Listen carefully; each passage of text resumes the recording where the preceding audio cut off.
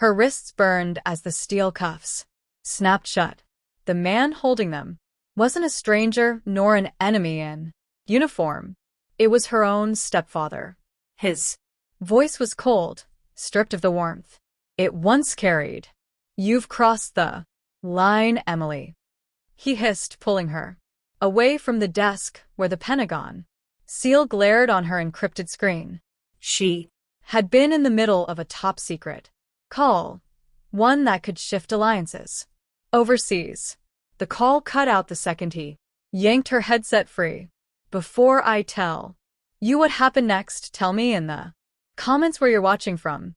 I love knowing who's listening." Emily's pulse thundered in her ears.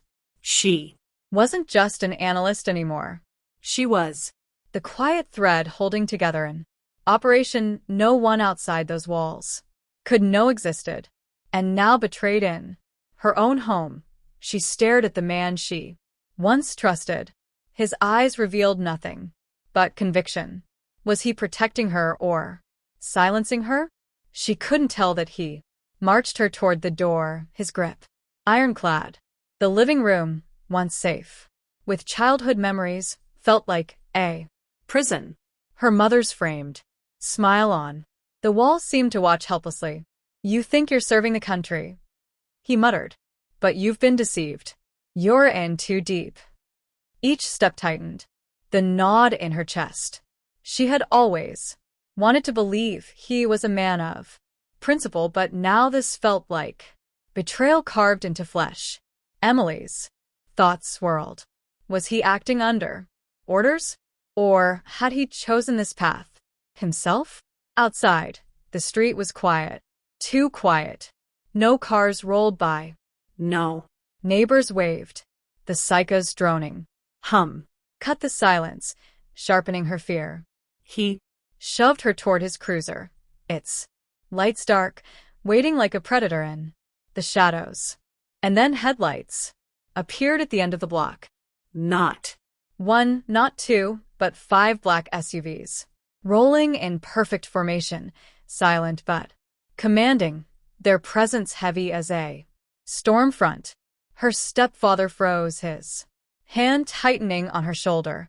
Emily felt his grip tremble for the first time.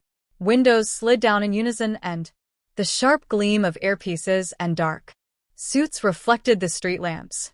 Men and women in tactical formation stepped out, their boots hitting the asphalt in rhythm like the heartbeat of the state itself.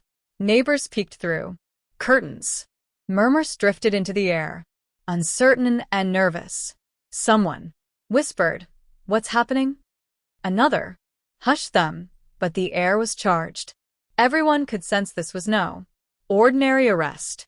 The lead agent's voice carried authority that borked no argument. "Release her now." Her stepfather's jaw clenched. For a flicker of a second, Emily saw war in his eyes, a decision forming. He could defy them. He could drag her into a darker fate. The moral weight pressed down. Was he misguidedly trying to shield her from secrets too dangerous? Or had he chosen treachery? Emily's chest ached. This was her stepfather, the man who had once taught her how to ride a bike, who had held her hand when storms shook the roof. And yet here they stood on opposite sides of something larger than family. The agents advanced in a wave, each movement calculated like a tide, reclaiming its shore. With precision, they surrounded him. His resistance crumbled beneath the pressure of trained silence and unyielding command. Slowly, reluctantly, he released the cuffs. They clattered to the pavement, echoing like a gavel, striking judgment. Emily's wrists were free, but her heart was heavy. As the agents led her gently aside, one leaned closer, his voice low. "You did the right thing. The call will resume. Your work matters more than you." No. Tears blurred her vision. Not just from relief, but from loss. She had wanted truth to feel simple, like loyalty versus betrayal. Instead, it felt like standing in a storm where both could exist in the same man. The crowd, now gathered at the edges of the street, remained silent.